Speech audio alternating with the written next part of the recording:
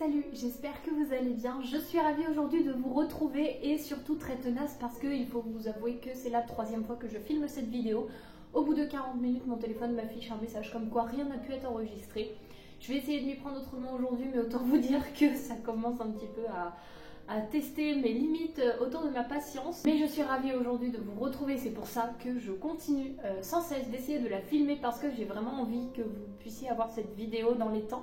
C'est tout simplement mes coups de cœur de l'année, donc il faut dire que c'est quand même une vidéo assez importante pour moi de vous présenter. Je me suis installée dans un décor qui n'est pas celui de d'habitude étant donné que coup de cœur de l'année rime avec un petit peu un bilan des plus belles lectures et donc pour moi il fallait vraiment marquer le coup, donc avec le sapin de Noël qui marque bien le coup de la fin d'année, j'ai installé quelques petits trucs ici qui j'espère sauront vous plaire. En tout cas il faut savoir qu'il y a 6 coups de cœur, je n'ai pas voulu ni faire un top 5 ni un top 10 parce que je me suis dit voilà je ne vais pas ni me restreindre ni en rajouter juste pour en rajouter. Donc juste je vais vous présenter mes 6 coups de cœur que j'ai pu avoir tout au long de l'année et avant ça il faut que je vous montre, vous verrez bien entendu un petit peu plus en détail dans mon vlog de la semaine prochaine, mais je me suis offert une cafetière cadeau de moi à moi et là j'ai pu faire un cappuccino et c'est ma nouvelle passion, j'adore, je trouve ça absolument trop beau et au niveau du goût j'adore également. Ma petite boisson chaude faite, je suis bien installée, mes livres sont devant moi, on va tout de suite pouvoir commencer.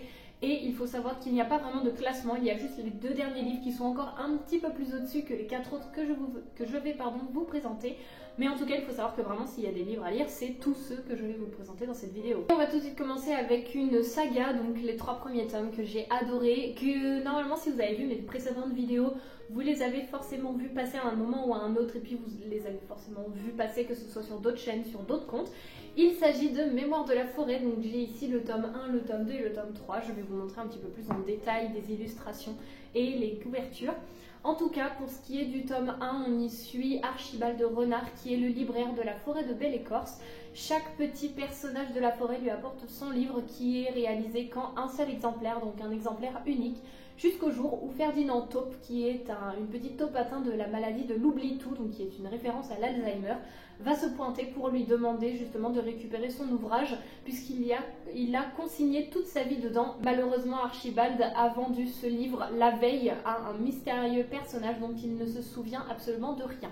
Donc va s'en suivre cette petite quête un petit peu justement à la recherche des souvenirs de Ferdinand qui lui échappe des doigts petit à petit au fur et à mesure que le temps passe. C'est une saga que j'adore qui aborde des thématiques hyper fortes, hyper douloureuses également comme le deuil, la maladie, les liens, la famille, mais également les différentes générations avec les liens, le fait de savoir que voilà, par exemple les grands-parents vont partir beaucoup plus tôt que nous, que voilà, même si le lien est très fort, et il y a des choses de la vie qui font que on aborde des thèmes, je trouve, qui sont tabous, mais qui sont rendus non tabous et qui sont désacralisés limite. Dans cette histoire, c'est vraiment une histoire que l'on peut aborder même étant enfant, peut-être accompagné afin d'avoir un adulte qui puisse expliquer, apporter des explications, des petites choses pour éclaircir un petit peu les idées. Et c'est vraiment une trilogie que moi j'adore, qui aborde toujours des petites aventures différentes. En même temps, comme je vous dis, on aborde des thèmes forts, mais c'est doux, ça nous réconforte, ça nous emmène par la main en nous disant il y a des choses de la vie qui sont dures, mais c'est pas grave. Regarde comment tout le reste peut être tellement doux, comment tout le reste peut être réconfortant et peut être apaisant. Et franchement, c'est un univers que moi j'adore parce que je me suis laissée tenter au fur et à mesure que j'en ai entendu parler. Mais c'est vrai que même le tome... Enfin, il faut dire que le tome 3 surtout m'a arraché une petite larme où je me suis dit non, c'est pas possible, c'est trop beau, mais c'est trop triste en même temps. Mais c'est hyper beau, c'est poétique, c'est... Franchement, moi j'adore la plume de l'auteur, les petites illustrations qui nous imagent un petit peu toute la poésie de ces mots, qui nous amènent vraiment une vision un petit peu plus douce aussi de certains mots, puisque voilà, on a une image, on a quelque chose qui nous est apporté en plus, et je trouve que ça n'apporte que du bénéfique, et c'est vraiment une histoire qui, pour moi, ne nous donne qu'envie de profiter de l'essentiel, de se recentrer sur les choses simples, sur les choses importantes, d'aller se balader en forêt, d'observer les feuilles des arbres qui, pour certaines, tiennent encore un petit peu, mais qui vont peut-être tomber à un moment, mais qui s'accrochent pour le moment. Et franchement, je trouve que ça replace vraiment les choses essentielles au centre. Et c'est vraiment une histoire très douce, tout cela au travers de petits animaux de la forêt qui se baladent, qui voyagent. Le tome 4 est en cours d'écriture, enfin l'auteur finissait ses séances dédicaces et ensuite il se mettait à l'écriture du tome 4 que j'ai très hâte de découvrir. En tout cas, vraiment, si vous voulez une saga jeunesse, mais qui pour autant aborde des thèmes très profonds. Et moi, je sais que je suis pas trop jeunesse, mais pour le coup, cette saga m'a totalement fait du bien. Elle m'a réconfortée, mais en même temps, elle m'a donné un petit coup de boost dont j'avais besoin. Le deuxième livre faisant partie de cette sélection, et pas des moindres, puisque c'est un manga illustré en couleur et qui est d'une douceur assez époustouflante. Il s'agit de Magica, c'est écrit par Yuzuko Oshimi et c'est publié aux éditions Deluxe. Et il faut savoir que là je vous présente le tome 1 puisque le tome 2 c'est ma sœur qui l'a toujours en sa possession, mais c'est le tome 2 que j'ai lu cette année. C'est une histoire avec une douceur assez impressionnante comme je vous l'ai dit, puisqu'on a des traits assez ronds qui ne sont pas terminés mais des couleurs très pâles, très douces et qui pourtant abordent un monde voilà, très onirique qui nous amène vraiment dans un monde limite cosy, doux et dans un monde de rêve, mais qui aborde tout de même des thématiques actuelles, des thématiques sociales, politiques ou même qui reviennent souvent. Et là où c'est encore plus impactant, c'est que lorsque ces thématiques sont abordées, on a des traits un petit peu plus durs, un petit peu plus marqués, un petit peu plus précis, avec des couleurs légèrement plus fortes qui ne sont plus dans le pâle, enfin qui le sont toujours un petit peu, mais où le rouge va être un peu plus présent, ou le orange un petit peu plus foncé. Des couleurs qui font que ça nous impacte d'autant plus lorsque les sujets sont abordés parce que c'est fait d'une manière très douce, très fluide, mais le changement un petit peu de traits et de couleurs qui se fondent dans le reste du décor, bien entendu, font que les messages passent d'autant plus et de manière beaucoup plus claire et plus impactante. Pour le synopsis, on y suit ici un magicien qui se retrouve alterné entre plusieurs mondes, se voyager tout simplement dans plusieurs mondes, et où sa magie est de prendre l'éclat de la vie et des chemins parcourus pour le transformer en de magnifiques pierres précieuses. Voilà, c'est le seul point de magie de ce magicien. Et on le suit d'un point de vue externe, puisqu'en fait on y suit voilà, justement toutes ces petites nouvelles où le magicien va apparaître sous différentes formes, différentes missions dans chaque petite nouvelle que l'on suit au travers de ces deux tomes. Donc là encore une fois le tome 1 et le tome 2, mais c'est un peu le même univers. Je ne sais pas s'il y aura un tome 3, s'il est déjà sorti en préparation ou que sais-je, mais en tout cas il faut savoir que si le tome 3 me tombe sous les yeux, il va également tomber dans ma pile à lire obligatoirement. Je trouve les planches encore une fois absolument magnifiques, ces couleurs, moi c'est quelque chose qui m'a apaisée, qui m'a vraiment mis dans un état de sérénité profond, où vraiment j'ai refermé le livre, je me sentais bien, mais tout en ayant abordé des sujets qu'il fallait aborder, tout en ayant remis des messages à leur place. Je trouve que c'est vraiment un manga d'une grande utilité, d'autant par son impact visuel qui peut être doux, réconfortant, subtil, mais poignant, que par son message au travers d'animaux, au travers de petits personnages que l'on ne connaît pas, que ce soit pour les animaux, la nature, la drogue, ou voilà, plein de sujets très importants qui sont abordés. Et encore une fois, enfin voilà, ce livre est absolument magnifique de par sa couverture, mais également de par son histoire et ses illustrations. Et je continue sur ma lancée des livres que j'ai pu lire dans le challenge Petit mois, petite lecture, ou 7 jours 7 livres, je ne sais plus. J'ai également pu découvrir Un psaume pour les recyclés sauvages. C'est écrit par Becky Chambers et publié aux éditions de La Talente. Dans cette histoire, nous allons suivre Dex, un petit moine de thé qui va voyager de ville en ville, de village en village, pour tout simplement offrir du thé aux passants et leur permettre d'extérioriser leurs problèmes, d'exprimer un petit peu leur mécontentement ou leur petit tracas du quotidien, leurs soucis du moment, jusqu'au jour où Dex se dit mais en fait est-ce que c'est vraiment ça que moi j'ai envie, est-ce que je m'y retrouve, est-ce que je m'y sens à ma place et finalement qu'est-ce que j'ai envie réellement de faire de ma vie. Donc là se lance une petite quête identitaire sur la vie de ce personnage que l'on suit. C'est un peu un roman d'anticipation étant donné que dans ce tome 1, puisque c'est une saga, j'ai pas encore découvert le tome 2, mais il faudrait que je l'achète pour le lire au mois de février. On y suit également Onphal, un robot qui s'est retiré des siens et leur a dit je reviendrai que lorsque j'aurai honoré ma promesse, qui est de demander aux humains de quoi les humains, les gens, ont-ils besoin. Enfin, vous vous doutez que c'est une question qui pourrait être répondue par des milliers de réponses, dans le sens où d'un jour à l'autre, on ne répondra pas de la même manière, d'un âge à l'autre, d'une situation à l'autre. Les besoins ne sont jamais les mêmes et qu'est-ce qu'on peut considérer comme un besoin dans notre société actuelle? Évidemment, la rencontre entre Onphal et Dex se fait. Et justement, cette série de Becky Chambers s'interroge sur le fait que dans un monde où les gens ne manquent de rien, à quoi sert d'avoir toujours plus? J'ai pu donc découvrir cet écrit et je l'ai adoré, adoré, adoré. Vraiment, ça a été un énorme coup de cœur.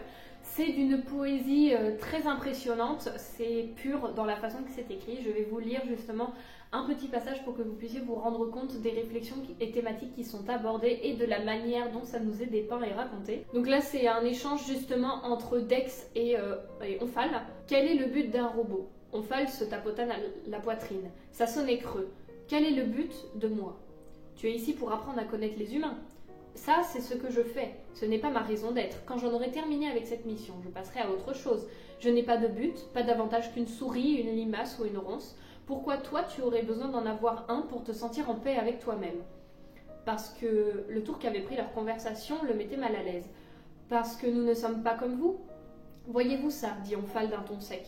Moi qui pensais que les choses avaient changé depuis l'ère des usines, tu me rabâches sans cesse que les humains ont enfin compris quelle place ils tenaient dans le monde. Mais oui, ce n'est pas le cas. Si tu crois vraiment ce que tu dégoises depuis tout à l'heure, tu es un animal. Tu n'es pas autre, tu n'es pas à part, tu es un animal. Et les animaux n'ont pas de but. Rien n'a de but. Le monde existe, point final. Si tu veux accomplir des actes qui profitent à autrui, parfait. Merveilleux, moi aussi. Mais si je voulais m'enfoncer dans une grotte et regarder les stalagmites avec grenouilles pour le restant de mes jours, ce serait tout aussi parfait et merveilleux. Tu n'arrêtes pas de demander pourquoi ton travail ne suffit pas et je ne sais pas quoi te répondre. Parce qu'exister dans le monde et l'admirer, ça suffit. Tu n'as pas le droit de justifier ni de mériter ton existence. Tu as le droit de te laisser vivre. C'est ce que font la plupart des animaux. Voilà pour le petit passage que j'avais absolument envie de vous lire, de vous raconter pour vous donner, je l'espère, l'envie de découvrir cette belle histoire et vraiment cette poésie, ce poème. Enfin d'ailleurs c'est écrit, c'est un psaume, donc un poème. Encore une fois, ce qui m'a attiré, ça a été le questionnement abordé dans ce livre et tout simplement parce qu'on y suit un moine de thé. Et il faut savoir que si je vous le présente dans cette vidéo, c'est que je n'ai absolument pas été déçue par l'histoire qui nous est contée et que c'est réellement une balade contée finalement qui aborde des thématiques et des sujets très forts, très intenses, mais de manière encore une fois très douce. Il me semble que le tome 2, c'est une prière pour les signes timides, celui-ci. Donc je vais essayer de me renseigner là après les fêtes passées pour me le procurer. On enchaîne avec un autre coup de cœur qui est assez récent en date, tout comme Mémoire de la forêt. Ici, il s'agit de Aux douceurs du temps. C'est écrit par Véronique Chauvy et publié aux éditions de Boré. Et il faut savoir que moi, le résumé m'a tout de suite attirée. Et pour cause, on y suit Juliette qui travaille dans une confiserie. Et elle apprend qu'elle est héritière d'une confiserie à Clermont-Ferrand et elle se laisse tenter par cette aventure de confiseuse où elle tient elle-même son petit commerce. Et moi, ce qui a fini de m'achever, c'est tout simplement que elle est voisine mitoyenne, enfin son commerce est en voisin mitoyen avec un petit libraire où ils ont une porte où les gens pourront passer d'un commerce à l'autre. Et moi, il faut savoir que ça m'a tout de suite plu. Vraiment ajouter un engouement pour l'histoire, c'est vraiment raconté dans le premier quart de l'histoire. Quand on sait ça, moi je me suis dit, mais ça va être génial. C'est un roman qui aborde vraiment énormément de thématiques. On a toute la première moitié qui aborde vraiment Juliette qui se bat pour ses droits, qui se bat pour sa confiserie, qui va y arriver en tant que mère aussi, qui veut faire valoir ses droits et qui veut s'assumer et justement s'imposer. On aborde également les relations entre l'humain, mais on a aussi un contexte pour la deuxième moitié de l'histoire plus politique, d'avant-guerre, et justement je trouve que ça ancre encore plus l'histoire dans la réalité et nous fait nous rendre encore plus compte à quel point c'est quelque chose de réel, que même si c'est une histoire racontée, et bien finalement ça ne peut que être quelque chose qui a pu déjà se passer. C'est un univers qui nous donne la main, qui nous dit tu veux mettre en place un projet, mais fais-le. Qu'est-ce qui t'arrête? Qu'est-ce qui t'empêche? Qu'est-ce qui te met des barrières? Comment est-ce que tu as des barrières et pourquoi? Et qu'est-ce qui peut t'aider à les contourner ou à sauter les obstacles? Et ça nous amène vraiment à nous dire, est-ce que tu veux être fier de toi à la fin de ta vie et te dire j'ai réussi, ou alors j'ai tenté mais ça n'a pas marché, ou alors te dire j'aurais peut-être dû tenter, de toute façon c'est trop tard. Et je trouve que ce livre donne vraiment un coup de boost à nos projets, donne vraiment l'envie d'essayer, donne vraiment l'envie tout simplement de vivre et de faire ce que l'on souhaite, que ce soit des petites choses ou des grandes choses. Ça nous redonne un coup au moral, ça nous redonne un coup de boost. Enfin, quand je dis un coup au moral, c'est vers le haut bien sûr. Et moi, c'est vraiment une histoire que j'ai adorée, autant par les personnages que par le contexte, par l'histoire. Le fait de la confiserie où ça nous est expliqué comment se passe un enrobage, comment se passe, je crois que c'était les cerises en chemise qui étaient expliquées. Et franchement, c'est hyper intéressant d'avoir des connaissances là-dessus, de voir un petit peu l'héritage, comment on peut percevoir la chose et comment les autres peuvent nous accueillir également en pensant qu'on n'est pas, qu'on n'est pas le digne héritier. Et en tout cas, c'est un roman que vraiment moi j'ai adoré. Je ne m'attendais pas à autant aimer. Je me suis dit que j'allais passer un petit moment vu la thématique. Et en fait, un bon petit moment, et en fait, mais j'ai passé un moment où j'ai été triste de quitter les personnages, très clairement. J'ai été triste de m'en aller un petit peu de cette histoire et de retourner à ma vie, tout simplement, dans le sens où ces personnages-là nous donnent vraiment l'envie de faire et l'envie de réaliser, et c'est ce qui est le plus beau, c'est ce qui motive, et je pense que c'est aussi un livre que j'ai lu au bon moment, qui a fait écho à des choses qui se sont passées cette année et qui ont pu m'apporter des éléments, pas de réponse, mais justement du grain à moudre encore un petit peu plus pour m'avancer dans cette voie. Donc franchement, moi c'est un livre qui m'a beaucoup aidé et dans lequel j'ai passé un superbe moment. Et on arrive maintenant au top du panier, aux deux qui sont encore un cran au-dessus au niveau des coups de cœur, puisque c'est vraiment des livres où j'ai réellement vécu un deuil en quittant les personnages, je peux vous le dire, parce que je crois que j'ai pleuré toutes les larmes de mon corps et que je ne m'en suis pas remise avant quelques jours pour quitter ces personnages. Ils vont forcément rester dans mes meilleures lectures que j'aurais pu lire de toujours, et ils vont rester un petit moment. Celui dont je veux vous parler, je vous en avais parlé en été, j'en ai pas forcément beaucoup reparlé, mais c'est un roman où je ne m'attendais pas à avoir un tel coup de cœur. Je l'avais trouvé en plus à Easy Cash pour 3 fois rien. Et je me suis dit, c'est du Charleston. Tous les Charleston que j'ai lus, j'ai adoré. Donc je vais me laisser tenter. En plus, celui-ci, j'en avais déjà entendu parler. Le petit pitch m'a complètement convaincue. Il s'agit de La passeuse d'histoire de Sejal Badani, donc publié aux éditions Charleston, comme je vous l'ai dit précédemment. Et pour le petit pitch, c'est écrit une célébration de la littérature qui offre une voix à ceux qui en sont privés. Il ne m'a fallu seulement que ça, en fait, pour démarrer l'histoire, pour démarrer voilà, ma lecture. Même si je l'ai laissé un petit peu traîner, il a été dans ma pile à lire d'été, je crois, et je l'ai dévoré, j'ai adoré. On va y suivre un personnage, on va dire, dans notre vie qui est un petit peu comme nous, dans notre société actuelle, mais qui ne sait absolument rien de la vie de sa mère dans son enfance. Donc elle va commencer à la questionner et sa mère est complètement dans le refus. Donc, tout simplement, notre personnage va décider d'aller en Inde, dans son pays natal d'origine, enfin d'origine de sa mère plutôt, pour comprendre en fait quelles sont ses origines et quelle a été l'histoire de sa famille. Déjà moi ce pitch là m'intéresse totalement et me fait complètement succomber pour me laisser on va dire tomber dans une lecture à corps perdu, et j'ai adoré, vraiment j'ai adoré dans le sens où on y suit plusieurs personnages, c'est prenant, parce qu'on y suit vraiment une histoire contée encore une fois, avec des personnages pleins de sentiments, pleins de bonté, des personnages qui ont de l'amour à en revendre en parlant de certains personnages parce qu'ils ont vécu avec, ils ont développé des sentiments, ils ont développé des liens d'affection, ils ont des souvenirs, et franchement ça rend vraiment nos personnages plus qu'humains et plus que réels, puisqu'on se dit mais c'est trop beau, on a des personnages qui se battent, on a vraiment l'amour avec un grand A qui est représenté et qui remet chaque chose aussi à sa place, parce que je trouve qu'aujourd'hui on s'en rend pas assez compte, mais tout simplement le fait d'être reconnaissant ne serait-ce que d'avoir un toit pour dormir. On entend souvent maintenant, oh, j'ai du ménage à faire, oh, j'ai de la vaisselle à faire, et moi la première, je le dis aussi, parfois je dis oh, il y a encore de la vaisselle dans l'évier, et de plus en plus je me dis mais en fait Camille, rends-toi compte, ça veut dire que au moins tu as des choses à manger, tu peux faire la vaisselle parce que tu as de l'eau pour faire la vaisselle, parce que tu as de quoi faire ta vaisselle, parce que tu as de quoi te nourrir et utiliser cette vaisselle. Et en fait, c'est tout bête, mais je trouve qu'on ne pense pas assez comme ça et que finalement ça nous rendrait les choses beaucoup plus simples à accepter, beaucoup plus simples à vivre, et pour être dans la reconnaissance beaucoup plus facilement et ne pas vivre dans la morosité comme beaucoup. Tout simplement pareil pour le ménage, mais au moins ça veut dire que si tu as du ménage à faire, ça veut dire que tu as une maison qui vit, ça veut dire que tu as une maison pour t'abriter, une maison dans laquelle te chauffer, dormir, dans laquelle jouer, dans laquelle passer des moments en famille, passer des bons moments, partager. Donc je pense que déjà ça met cette reconnaissance que l'on est censé pour moi avoir à sa place, parce qu'on ne s'en rend plus compte, clairement il faut dire ce qu'il y a, on ne s'en rend plus compte du luxe dans lequel on peut vivre.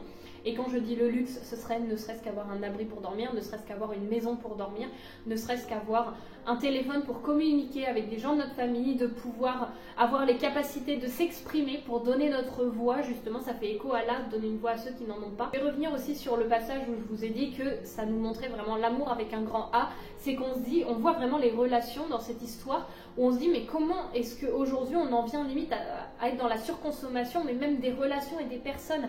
Maintenant on a une relation qui va durer 5-6 mois et puis basta, on passe à autre chose. Mais comment c'est possible? Alors que quand on suit vraiment cette histoire, et je trouve que moi il m'a vraiment fait réfléchir, ça nous donne envie juste d'appeler quelqu'un pour prendre des nouvelles, parce qu'on se dit mais en fait tout ça c'est pas acquis. On a la chance encore d'avoir nos parents, nos grands-parents, un frère, une sœur, d'avoir un conjoint, une conjointe, des enfants, enfin vraiment on ne s'en rend plus assez compte, on râle trop. Franchement, on râle trop. Et le fait d'aborder ça, encore une fois, quand je vous dis l'amour avec un grand A, je reviens souvent dessus, vous allez vous dire elle est un peu chiante de revenir tout le temps dessus, mais pour moi c'est très important parce que on voit vraiment qu'une relation, quand elle est réelle, elle n'est pas censée s'arrêter. Parfois oui, parce que voilà, c'est des chemins de vie qui font que ça se sépare ou pas. qui apporte toujours quelque chose de bénéfique selon moi. Je veux dire, voilà, j'ai eu des amitiés qui se sont arrêtées, j'ai eu des choses qui se sont arrêtées, d'autres qui ont continué. Mais chaque chose, j'essaie de voir le positif en me disant de toute façon, si ça n'était pas arrivé, je ne serais pas la personne que je suis aujourd'hui. Donc, si c'était à refaire, j'y remettrais les deux pieds dedans, même si c'est pour repasser par les mêmes étapes, me reprendre un coup de pelle dans la tronche. Mais c'est pas grave, ça fait la personne que je suis aujourd'hui et c'est ça le plus important, de voir comment j'ai réussi à me relever de tout ça. Et je pense que c'est aussi ça qui nous montre dans cette histoire de arrêtons de vivre un petit peu dans notre petit confort. On a envie de soulever quelques trucs et on gueule, et c'est tout, t'es pas content, mais exprime-toi, pense, vraiment exprime tes émotions, pense à parler parce que c'est le plus important. On dit la clé d'une relation c'est la communication, mais c'est réel. Je pourrais vous en parler vraiment des heures de ce roman, mais pour moi c'est vraiment un roman limite coup de poing qui fait du bien à lire et qui nous donne envie de profiter et d'être reconnaissant de ce que l'on a et de se recentrer vraiment sur des choses plus authentiques, des choses qui correspondent beaucoup plus à nos valeurs. En tout cas, je ne vais pas vous en parler plus, mais il faut savoir que celui-ci est un des plus gros coups de cœur que j'ai pu avoir, on va dire, dans ma vie de lectrice, qui va continuer à un bon moment, mais c'est vraiment un des romans que je pourrais le plus recommander de par son message et tout, parce qu'il est... voilà, il est absolument magnifique et plein de vie et plein d'envie et envie de tout simplement vivre comme on l'entend et d'être plus reconnaissant de tout ce que l'on a. Et on va donc terminer cette vidéo, cette sélection avec encore une fois un des plus gros coups de cœur de toute ma vie de lectrice. Celui-ci m'a fait pleurer, l'autre aussi m'a fait pleurer, il faut dire. Mais celui-ci m'a fait pleurer et quand je l'ai terminé, je me suis dit mais j'ai pas envie de quitter les personnages. Vraiment, quand j'ai refermé le livre, j'ai repleuré un coup parce que j'ai quitté les personnages et j'ai vraiment vécu un deuil. Donc il s'agit, en plus ça rentre bien dans le style du livre. Alors oui, j'ai encore une fois que la jaquette à vous présenter parce que je l'ai prêté à quelqu'un de ma famille qui a dit mais ce livre est époustouflant et il devrait être lu par tout le monde. Et je suis bien d'accord, c'est pourquoi je vous le représente aujourd'hui et que je n'ai pas fini de vous en parler. C'est Sous la bande qui chuchote de T.J. Klune, publié aux éditions de Saxus. Pour ce qui est du résumé, c'est tout simplement bienvenue dans notre salon de thé, la traversée de Charonne.